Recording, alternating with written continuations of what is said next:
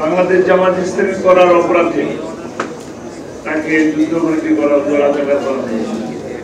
তিনি শুধু এরকম অনেকগুলি পরিবার বাংলাদেশ জামাত ইসলামীর শীর্ষ পর্যায়ের নেতৃবৃন্দকে শুধুমাত্র কোরআনের কারণে, কোরআনের দাওয়াত দেওয়ার কারণে কিংবা কোরআনের বিধানকে বাংলাদেশের জমিনে প্রতিষ্ঠা করার আন্দোলনের জড়িত থাকার কারণে তাদেরকে মানবতা বিরোধী, যুদ্ধ অপরাধী, ধর্ষক, লুটেরা বানিয়ে বাংলাদেশের মানুষের কাছে নিচু করার যে চিন্তা মানুষের কাছে তারা সেটা সফল হয়নি।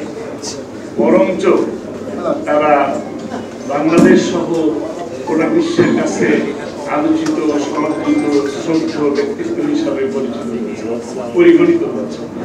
আজকে বাংলাদেশ জামাত ইসলামীকে এই নেতৃবৃন্দকে ফাঁসি দিয়ে তারা চেষ্টা করেছিল বাংলাদেশ থেকে ইসলামী আন্দোলনকে নিষিদ্ধ করে দেওয়া, এবং সেই চেষ্টা তারা গত বছর 1 আগস্ট সেই চেষ্টাও তারা করেছিল। কিন্তু বাংলাদেশের মানুষের কাছ থেকে এই নিষিদ্ধ ঘোষণা করে জামাত ইসলামীকে নিষিদ্ধ করতে পারে নাই, বরং বাংলাদেশের মানুষের অন্তর থেকে আওয়ামী লীগ নিজেই নিষিদ্ধ হয়েছে। আসলে আলোচনা করার মতন অনেক বিষয় আছে।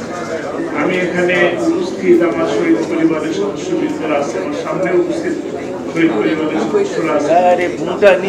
আমাদের কষ্টের কথা বলার মঞ্চ এটা না, বলতে চাই না।